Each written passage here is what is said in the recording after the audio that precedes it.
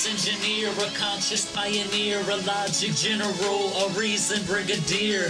More bullshit from the pulpit. Meet me in the comment section and you get schooled, bitch. The godless engineer.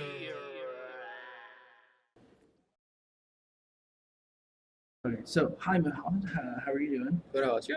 Yeah, good. Did you like your panel this morning? Yeah, it was great.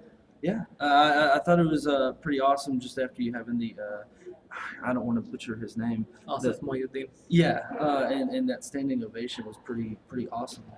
Um, but okay, so first question we have here is, how much money would you pay to high five a monkey?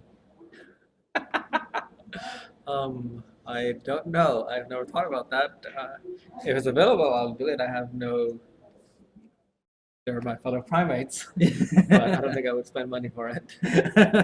Okay, well, that kind of negates the second question was how much to give him a second high five? I feel like maybe for he'll do it for free. Okay.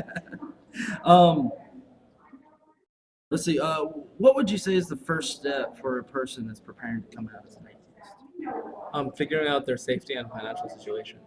Often people don't think through the consequences. Coming out is great, and the more people that come out, the easier it is for the next person and the next.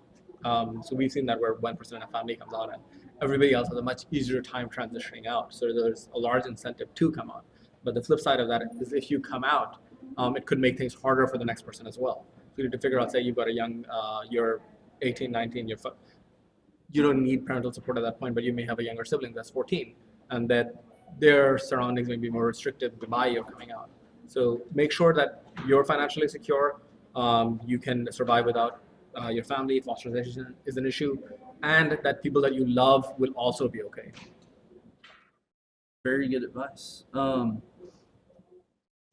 Okay, so final one is if you had to estimate a percent, how many closeted atheists are there in the American Muslim community?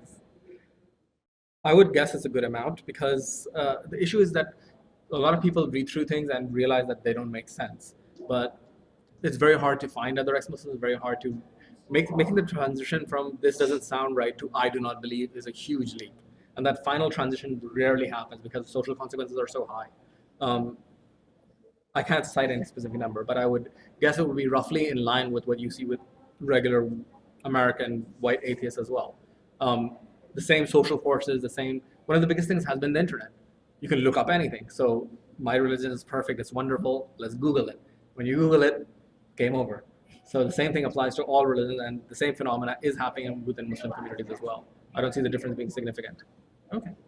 And then on a more personal note, I guess from my end, I usually get a lot, not a lot, but there have been a few times when I've gotten messages from, I guess more secular Muslims in these more dangerous countries, and they really wanted help, and I'm just kind of curious, what would your advice be to anybody that's getting reached out by a presumed Muslim or ex-Muslim in one of those countries? That's a very hard question.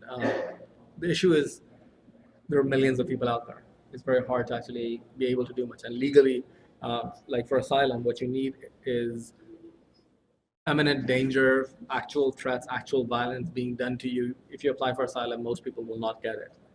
Simply being an atheist, being an ex-Muslim is not enough to get asylum. What we recommend to people that are getting out is to study hard, get a good degree, and use that to either try to get a job in another country or to try to come out for school. So if you're in Saudi Arabia, for example, moving to Dubai is much better and much more plausible, or move to Turkey, or there's a spectrum. There are very conservative Muslim countries, there are less conservative Muslim countries, there are European countries that are not as well off, that's easier to get into than Western Europe and America as well. Canada is easier than America. So the primary thing is education. Try to get a good education and try to leverage that to either get into grad school or to get a good job.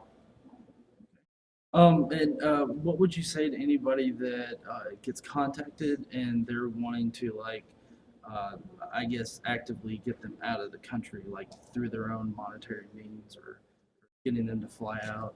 I asked because that's come up once in my group specifically. So somebody was kind of reaching out, and a lot of people were like, well, "Let's raise money. Let's get her out of the Yeah, country." so as I said, the issue isn't just the money.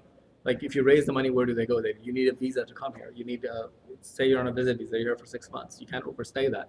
If you overstay a visit visa, you're not allowed back for 3 years or 5 years, depending on how long you overstay the visa.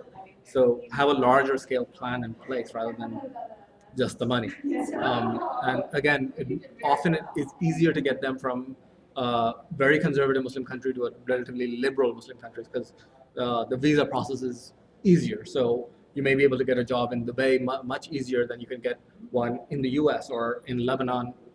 Both of those countries are far more liberal than, say, Saudi Arabia or Pakistan. Awesome. Well, I appreciate you stopping by for a few Thank you very minutes much. and answering these questions. And I hope to see you the Yeah, rest of the definitely. weekend. Okay, thank you.